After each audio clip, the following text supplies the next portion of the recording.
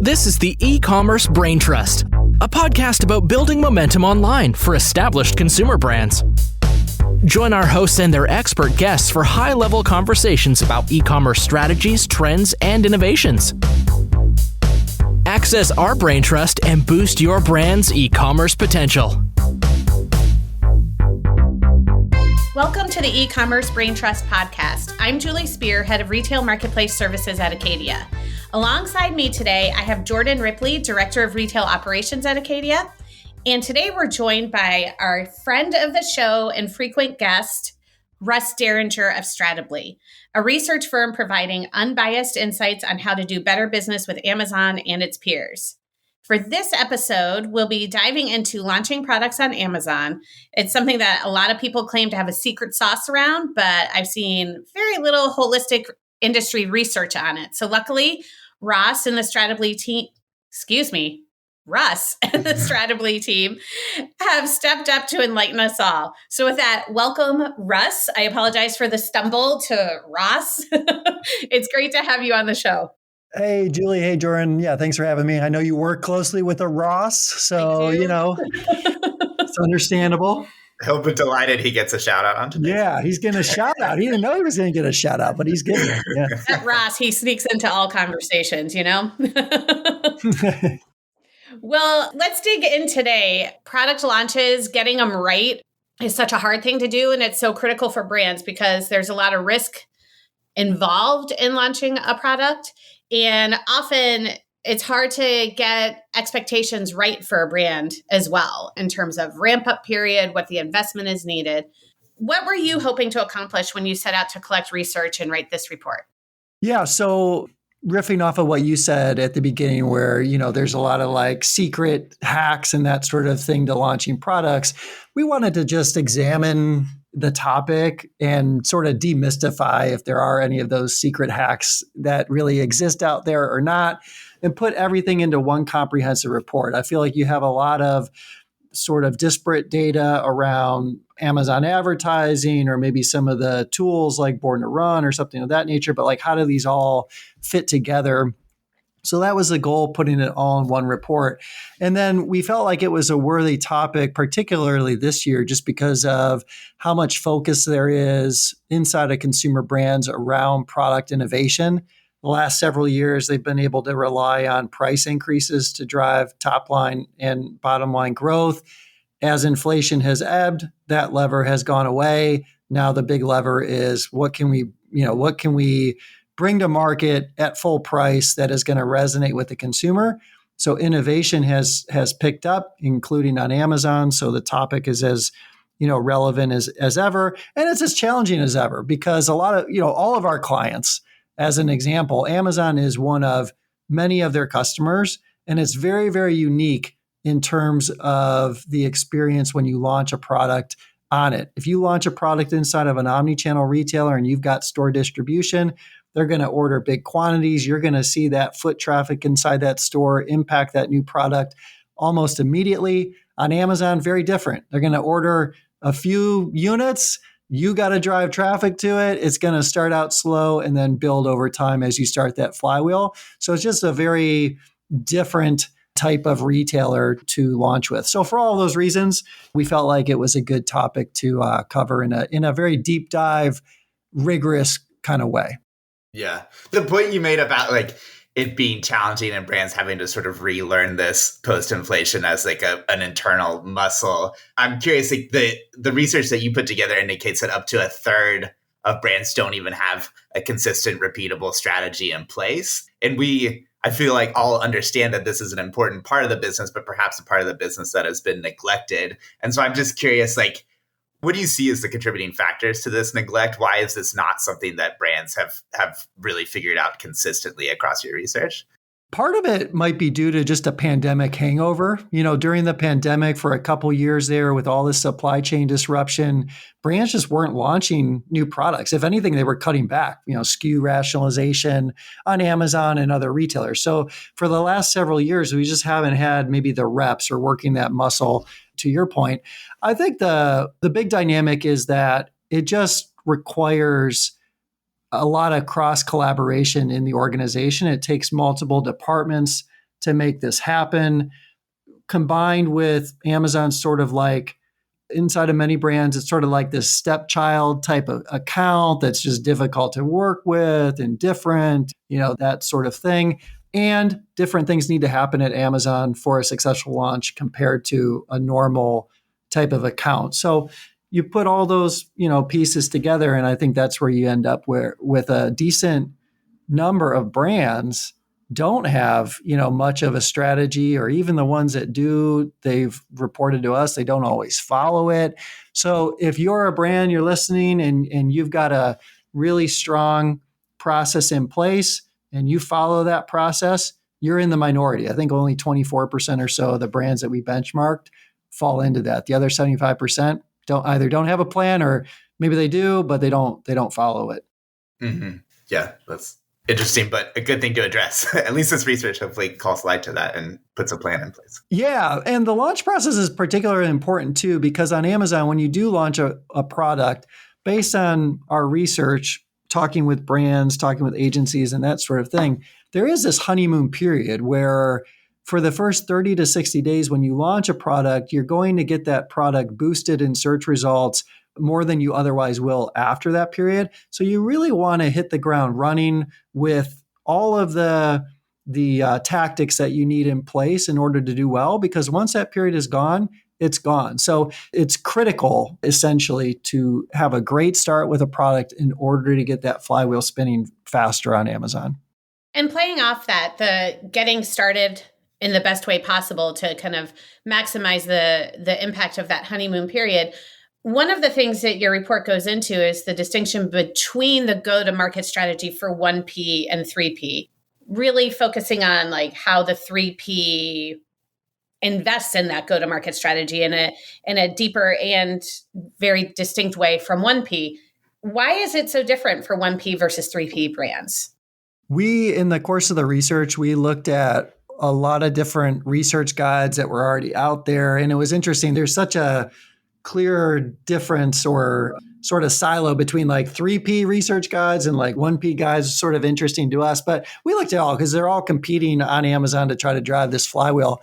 I think the big difference between 1P brands and 3P brands is the starting point for product innovation. For 3P brands, typically what they're doing is they're starting from a place of trying to find opportunities on Amazon and then developing a product to fit into that niche opportunity. So they're going to look at search term volume and competitive intensity primarily and find, hey, where's search term volume high? Where's competitive intensity low? Does that fit into like our, assortment possibility? Does that make sense from an assortment perspective for our brand? And then they go out and they create that product and then they launch that product. So they're starting from a point of, hey, this has the odds are with us on this product because we've already done the research in advance. This appears to be a real opportunity on Amazon. 1P brands don't typically do that. 1P brands have more complex businesses. They sell across multiple accounts. They're typically bigger and have just a more sort of complicated product innovation process. But how that transpires on Amazon is that the Amazon team inside of that 1P brand, they get handed a product that's been developed and then are told, go sell that on Amazon. It's not, there's an opportunity on Amazon. We've created this product for you. Now go sell it. It's, here's a product. Go sell it on Amazon. Make it work. Again, there are good reasons for that. There's some things that you're not necessarily going to be able to overcome inside of a large 1P brand. But that was the fundamental difference that we found in terms of how 1P brands approach product innovation on Amazon and how 3P brands are able to approach it. 3P brands generally more nimble, more concentrated on Amazon. They can just afford to have like that type of focus. And it seems to be working for them when you think about how much faster 3P is growing than 1P. That's not the only reason I'm saying it's not just product launches that's driving that, but it's another feather in their cap as to how they can outgrow 1P on Amazon consistently. Yeah, that's interesting because like we've talked, I think, to a fair number of brand side folks on this show, and the ones that are like within the ecom vertical in a business that are fairly empowered, a lot of times they'll talk about how exciting it is now that, in digital, you can sort of test and learn a product on the digital side of the business before it necessarily gets rolled out to a bunch of, brick and mortar or other retailers. And one thing you talk about in your report is that 25% of the brands that you spoke to ended up launching on Amazon before other retailers. And that was sort of that test and learn process for them. So I'm just curious, like, why do you see as the drivers that are pushing towards this, like 25% that are following that approach? And like, do you expect that to continue to grow as a ratio of kind of the sequencing? Where do you see that heading? In our research, the brands that were really using Amazon to test and learn, as you suggest, we think that's great to see that. We would say that that's more the minority of brands. I think you need like a real sophisticated team there. You need the organization bought in. But if you're there and that's, the situation you're working in, I think that's fantastic. And that's the right way to be using Amazon as a platform, its unique properties. In our work, the vast majority of the brands that said, hey, we do at least occasionally launch on Amazon first, it's mostly a function of the fact that their omni-channel customers that they do business with, like a Walmart, a Target, a Home Depot, et cetera, only reset their planograms inside of stores periodically. So if that product becomes available to let's call it a CPG brand, like they develop this product, it's ready to be sold, they can't get that into stores until those planograms are reset, as an example. They can, however, launch on Amazon because Amazon doesn't have that same dynamic. So the ones launching earlier, it's less that it's like they have some strategy around test and learn on Amazon, and it's more so just a function of timing and when their big omni-channel customers are going to reset the planogram. So they can get the product into Amazon first, which is nice in a sense, because it does take time to get that flywheel going. And then maybe 3 months, 6 months, 9 months later, whenever the omnichannel retailer resets and can bring that product in, the Amazon flywheel's already spinning. Ultimately, my point is it's not really strategic. It's more so just a function of their accounts and how those customers work for them. Right. So of the like 25% or so that have that sequencing of Amazon before omnichannel, that's an overrepresentation of people that are doing that strategically. It's probably much smaller than that. Yeah. I would put it, just, handicapping, I'd probably put it at 5 to 10% or something like that, would be doing it in a real strategic way on the 1P side. Yeah. Interesting. Shifting kind of into the more tactical, from a strategic to a tactical view, we all know the basics of tactics that are inherent in a launch process when you're focusing on operations, the inventory planning, paid media, organic marketing. We all know the tactics that are important for a successful launch, but often e-com leaders struggle to employ those consistently at the time of launch. And one of the areas that you call out in your report is specific to SEO and PDP development and ensuring that those are at the ready for a launch. What are some recommendations that you might have for brands when they're struggling to kind of rally all aspects of their team and ensure that the entire checklist is covered for a successful launch? We have a diagram in the report that just lays out different components of the product launch. And I think any of the things on there individually are pretty obvious, like doing variations or ensuring you have enough inventory available, ensuring you have optimized PDPs. On their own, it's like sort of obvious and like we should be able to do this, but I think takes all of these things working together in order to do an effective product launch. So it's deceptively difficult, I think, to bring all those pieces together.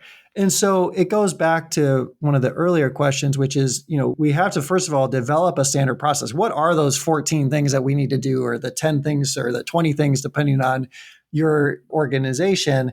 Let's identify that.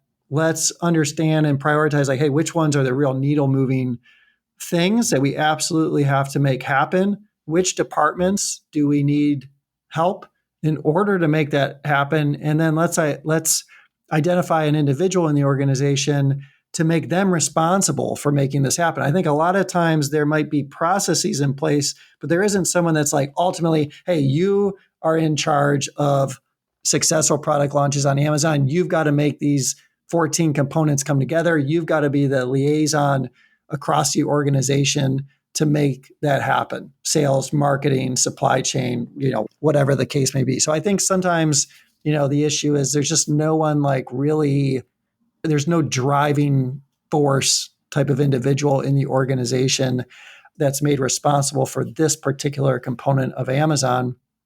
And then I would say too, there is like all of this stuff. I mean, the whole reason for the podcast, right? There's a continual education element, I think, that's needed inside of brands around like, why do we need a different process for a product launch on Amazon, and how do each of these components play into this, and why are they important, and which teams are involved? And a lot of teams that are going to be involved aren't touching Amazon day to day. They don't really, they don't need to know it in depth, but you have to get their buy-in and you do need their help. So I think a continual sort of education approach to things is always helpful. And a lot of times there can be a benefit, I should say. A lot of times there isn't a good analysis shown around why we have this complicated process in place. And what I mean by that is, if you're lean e-commerce or Amazon for a brand, show the difference. I'm sure you've done some product launches good, some haven't gone as well. What did the trajectory of those products look like? How much longer did it take for the product that you didn't have a good launch to catch up to more of a base rate, or to catch up to the sales of the ones that did launch well? And when you start putting dollars to those types of case studies for your particular business, your particular products, I think that makes certainly the C-suite sort of sit up and say, oh, okay, this is like having a real financial impact on our business. So I encourage, brands that are trying to make the case for developing, a stronger process to do that if possible. Or, if you don't have those case studies for your own business, then you can, go out and look for other ones that have been published. But nothing like, a company specific case study to really drive home the point. Yeah, the whole why does it matter? Why do all of these steps matter coming together to drive, an efficient and successful launch? You have to frame it that way. And one of the things you do include in the report is a process of self-evaluation and a checklist to ensure that you're covering all the bases. So just a plug for a handy tool within the report, that if your processes aren't documented or clear for all players in the process, take a look, take a step, do the self-assessment, and look at the checklist and make sure you can get all parts of the team together to get moving on it. Yeah. And we like doing putting tables and self-assessments and things of that nature into the reports, really as a way to help facilitate a conversation, as a way to help the e-commerce leader inside the organization facilitate a conversation. Like, hey, here's our self-assessment. Let's complete this together. And it's hard to get to the end of the self-assessment. It's like, oh, we're a little out of shape here. And for people to then say like, oh, let's not do anything about it. So, we try to incorporate a lot of like those types of things into our reports. Again, all with the goal of like, hey, this is the industry report. This is how you can help. This is how we can help you apply it inside your company. A real quick follow-up on that last one, because you mentioned, not only having the plan in place, but also making sure that you're implementing and sticking to that plan often falls to whether that person who is like responsible at the end of the day for that product launch on Amazon is empowered in the org. Is that, in talking anecdotally to brands that like have had really successful launches consistently and followed a plan, is that typically like, that's the Amazon P&L, like the e-com channel owner, and it's them working with product innovation from the start? Like, I'm just curious if you see a certain trend of like brands that are doing this well, they have this sort of org structure, they have this kind of person. Did that pop out from it? Yeah, it's usually going to be the person that's leading Amazon for a brand that is going to have to really be, I think, the leading force. Obviously, if it's a real big brand and you've got a real big Amazon team, it might not necessarily have to be like the head honcho of the Amazon account. But typically, I think that's who's going to be able to put those, have the heft to get teamwork, across the organization. Yeah. That's needed. Yeah. Yeah, that makes sense. Switching a bit to like the media side of the business, because that one is one that gets a lot of attention, but also falls into that camp of, everyone has their own secret sauce around this, around launching a product, particularly on the media side. And so I'm just curious, like, I'm not sure that there was a universal consensus from at least reading the report and how different people approach this, but you did have some good benchmarks in this that I think could be helpful for any brand and any media manager that's looking at product launches. So I'm just wondering if you could kind of talk us through, like, what are some of those benchmarks that came out of this, either around budget allocation or how you pace that budget, and like anything interesting that you saw coming from your conversations? Yeah, there was sort of a wide variety of approaches in terms of spend amount and pacing and that type of thing. So we looked at a lot of different data points to come up with like one answer to some of this stuff, but we tried to, characterize it that your specific approach might need to vary from this. But from what we found in our work is that from an amount perspective, brands are typically going to support new product launches with more ad spend than what they would an established product. And that is, I suppose, pretty obvious or just logical that you need to do that, because when you launch a new product on Amazon, let's assume it's not a variation, right? Like a brand new product on Amazon, you've got to get visibility to it. And how do you get visibility? You do sponsored products, you do sponsored brands, et cetera. And in our work, on average, brands are going to support these new products with 2 to 3 times the amount of ad spend that they would be otherwise doing for more sort of established products. They're going to start with paid search primarily and really max out that opportunity. Obviously, they welcome any upper funnel support that they can get, whether it's through Amazon advertising or just upper funnel support in any other channel, whatever the brand does to do that, because that's going to also, of course, help drive that flywheel faster. On Amazon, obviously, typically the Amazon team doesn't have a lot of control over that. So that's why I say they like welcome that when that's the case.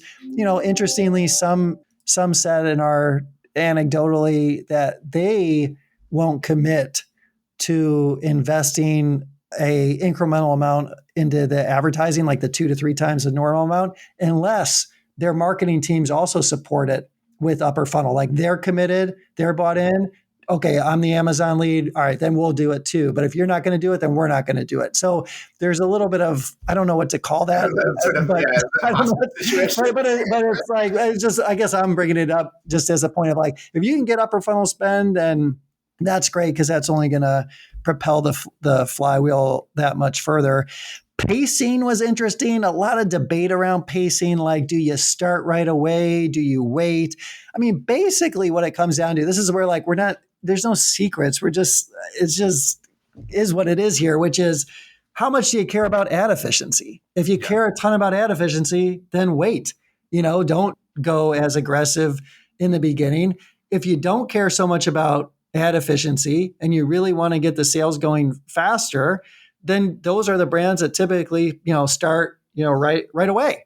So it just depends on your trade-off between speed to baseline sales versus media efficiency on Amazon. And I think brands were really equal distribution, to simplify things, a pretty equal distribution around that trade-off. Like some really care about one, the others really care about the other. It's just a mix. It depends on your comp incentives. It just depends on your organization, those types of things. I imagine too, like the 3P, 1P dynamic of like 3P starting from the idea of I have these niches that I'm targeting and I can like efficiently target that with media. 1P, I have this product that I'm just trying to blanket into another channel that I'm bringing from others. Like I could see that reflecting in media spend too. And whether you're sort of just going with the approach of like efficiency at the start versus I need to just conquer this channel with the product that I've been given. Yeah. And there's also competitive dynamics to consider. Like if a competitor is going to bring a similar product, similar ASIN to market, then that's, in the next month or something, then that, that's going to drive your decision making. Meaning you can take different approaches depending on the ASIN and depending on the individual competitive dynamics and that sort of thing that are going to impact that ASIN. So you don't need to have one answer to this stuff. It just, you've got to, think about it on a ASIN by ASIN sort of product launch basis. One of the things you mentioned, Russ, was kind of the speed to baseline after launch and how that can tie to like your investment strategy around media. I'm curious what your research showed around the average time to baseline post-launch for brands.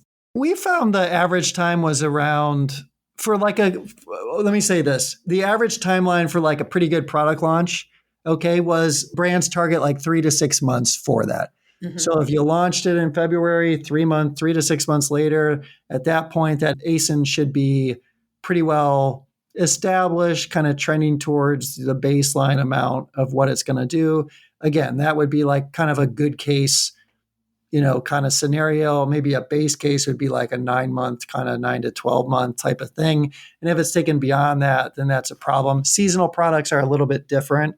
If you have like some just like holiday seasonal type product, when you first launch it and go through that first season, I think your expectations should be pretty low pretty much through that whole season. And then the next season is when you start to see more normal sales. But the folks that we talked to on the seasonal side, very, very challenging for them. I mean, they even said like really baseline would happen in like the third season. So seasonal products a little bit different. But I would say, if you're launching products on Amazon and you're doing the right things and have a good process and are following it, I think 3 to 6 months is a good outcome.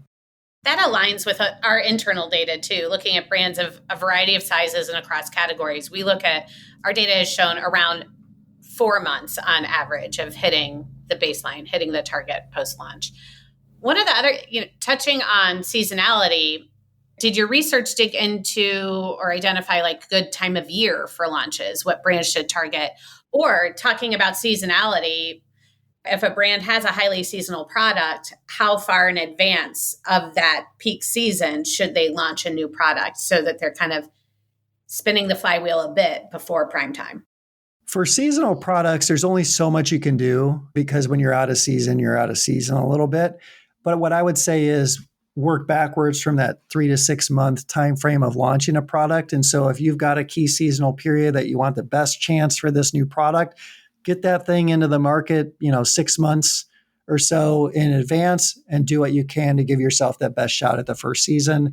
But again, just I think have the right expectations that it's going to be a little bit challenging. But, another way to think about seasonality is with Amazon's event calendar. So let's say you have a product and you think for whatever reason, I'm kind of making this up, but it could do particularly well on Prime Day. You don't want to launch a week before Prime Day. You want to launch 6 months before Prime Day in order to really have a good shot at that. We did not find in the work anything to suggest like a certain month or whatever in the year is the best time to launch a product. I think you can launch a product on Amazon at any time, and it just takes time in order to spin that flywheel up. Makes sense. One thing that we've talked a lot about is the sort of like table stakes launch initiatives. You need, operations steadily in place. You need your reviews. You need your SEO content, etc. But at the end of the report, you touch a little bit on the things that are newer to the Amazon ecosystem that, are promising for launches, but have not made it to that sort of like table stakes land of tactics. One of those that you highlight is AMC. And, internally, we're big believers in AMC and its capabilities, particularly around targeting and audience creation. So I'm just curious, we have our perspective on AMC, but what did you get from talking with those in the industry and like the level that AMC influences product launches? We've been writing about AMC for a while. Adoption of AMC is generally just low across the board. So not just talking about new product launch, using it for new product launches, but just using AMC in a sophisticated way is really low. I think our latest benchmarking said less than 10% of brands that we benchmarked are using AMC in what could be described as a sophisticated way. So total AMC adoption is low overall. And we think it's even lower for product launches because it's like a niche within what is apparently a niche. Yeah. But you can do cool things, right? There are opportunities to leverage it. And so we wanted to call out, some of those things in the report, whether it's, targeting your most loyal audiences, most valuable audiences, cross-selling opportunities. It just enables a lot of those things that you can leverage for a new product launch in order to get it going more quickly. And I would say that positive effect can then be compounded if you start with a product that you know is going to really do well with the Amazon customer, what we were talking about before, where you're using Amazon to identify an opportunity, and then you bring that opportunity to market, and then you layer in the targeting capabilities and measurement capabilities that AMC brings. That's how you really, you're really starting to compound advantage on advantage, so to speak. So AMC, I mean, that's one of the tools that is available to brands, but few are capitalizing on it for product launches based on our work. Yeah, interesting. Well, we covered a lot of ground today. I personally love product launches. I think they're fun. I love any time that you get to really tap into setting up the most beautifully optimized PDP possible and then coordinate that with an effective media and promotion strategy. It just really feeds me. But I also recognize how complicated it is. So I appreciate the research and insights that you all put together, and a good checklist and self-assessment tool to get the conversation started to help brands move on the right foot with a product launch. So thank you for the research and the time today, Russ. And we'll have to check back in and maybe do a little study on the group that you met with and putting this together to see if the percentages of application of tactics increases more universally across brands after reading your report.